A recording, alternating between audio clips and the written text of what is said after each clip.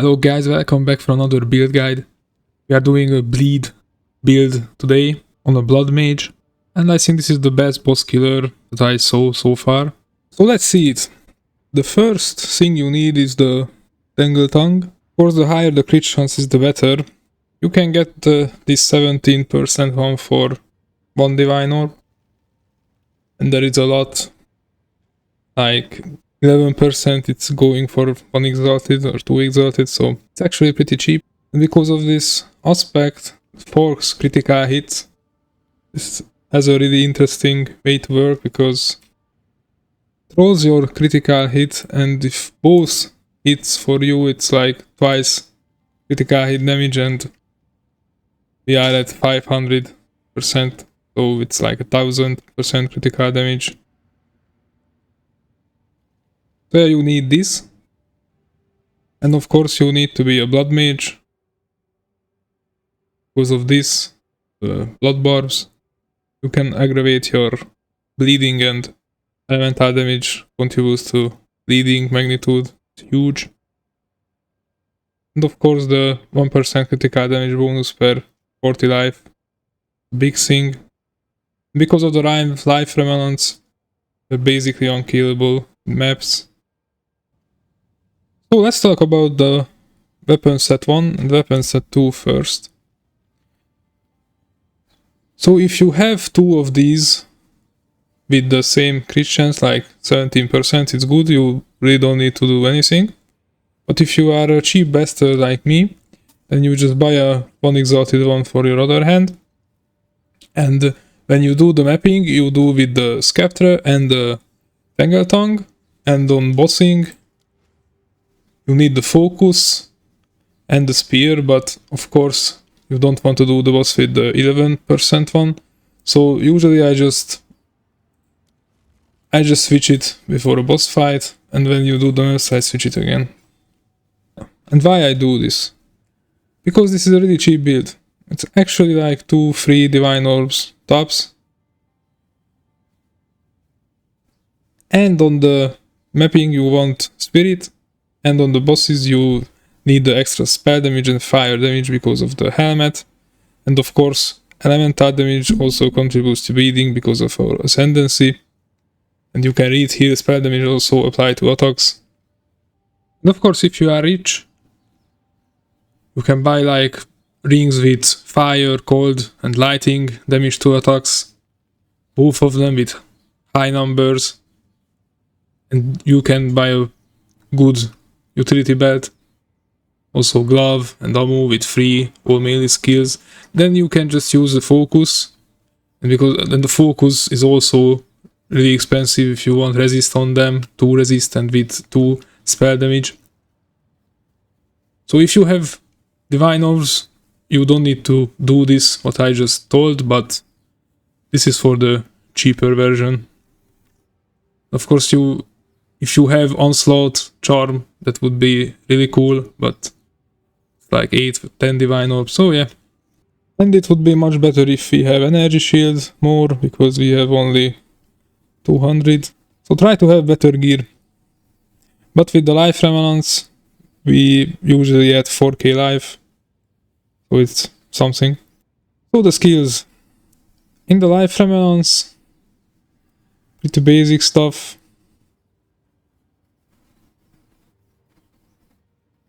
Let's see the skills. So Rake.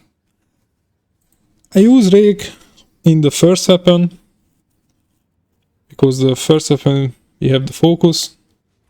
And as I said, I just put this here when I'm boss fighting. Pretty simple. The support gems. One important note here that I forgot it. When you use Rake on a boss, you need to go away from the boss, because it gives more damage as the distance between you and the boss. So if you cast it near him, it won't be that effective. So go away, you need to test a little bit that what is the best distance, and then use it. Momentum. And let's talk about the flask, because we gain a lot of damage from the life and mana flask. Try to have flask with increased charges,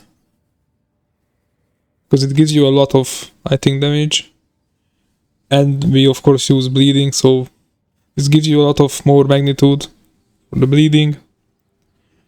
And we have deep cut with more bleeding and overextend, but if you are a cheapo and you have only 4 socket, you don't need this. You can do this almost the same that I just showed in the beginning with 4 support gems. And yeah, you could ask that, what if you use all your flask for rake? Yeah, that's usually happens, because on maps when a yellow rare boss is alone, you won't kill it with lightning spear, but only one click on rake and it's dead, and you use your flex charges. But with life remnants you spawn a lot of these little orbs that heals you, so if you do it right, you won't even notice that you don't have flask, because you are always at full HP. Let's talk about all the weapon 1 skills. Weapon set 1 skills is the boss killing skills. So Blood Hunt, this is the Executioner with Bloodlust, Behead. This is pretty cool because on maps, when you have a rare, you hit once with Rake and then you can execute with Blood Hunt and you get a modifier. You have Tear and Close Combat. Infernal Cry for empower our attack, gives more damage.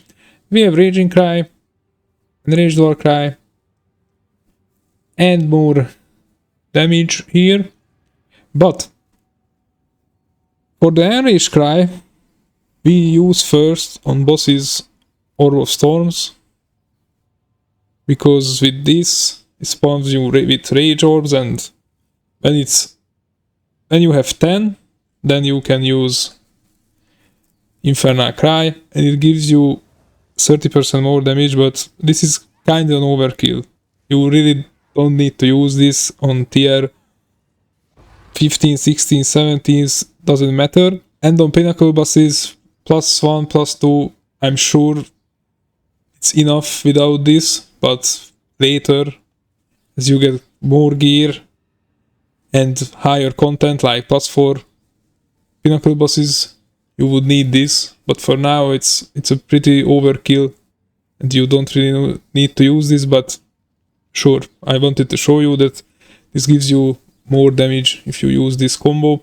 And we have Blasphemy on weapon set 1 because, as you remember, we have this curse targets is aggravated, which means that you need a curse when you hit with Rake, and I really don't want to cost any curse because it's annoying and too much things to do.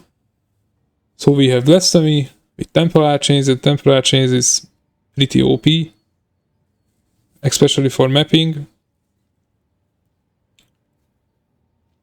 So with this, your bleeding will always be aggregated, and that's mean double damage. So these are the weapon set 1 skills for bossing. And if I go back to the weapon set 2, so these are for mapping: Lightning Spear, Bolt, Gamble Shot, and yeah, you need to inflict bleeding with Lightning Spear, so 50%. And we add another 100% for full life enemies with First Blood and Martial Tempo. But if you don't have money, you can use this without the attack speed. Of course, more annoying, but it's still usable in high tier. On spirit kills we have Wind Dancer, Spin, Lockdown and Maim. Herald of Blood is another important skill, with inevitable critical. And with this support gem, it's like everything exploding in blood in the screen. It looks actually pretty awesome.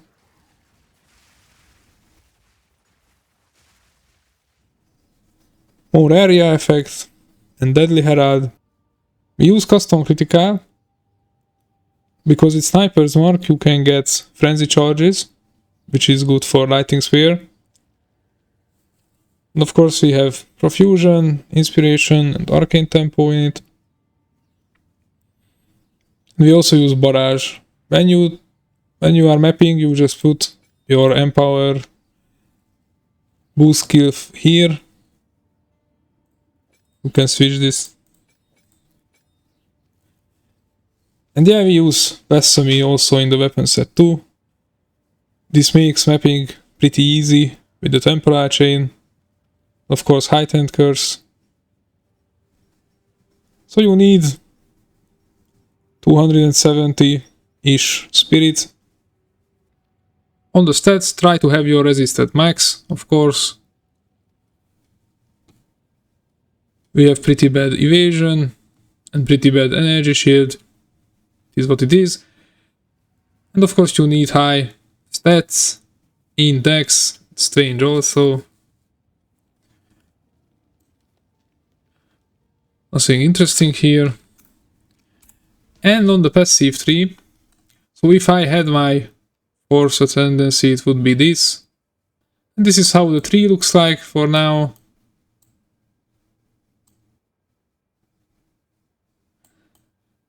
Try to have the crit nodes, of course, with the spell damage because of the hat.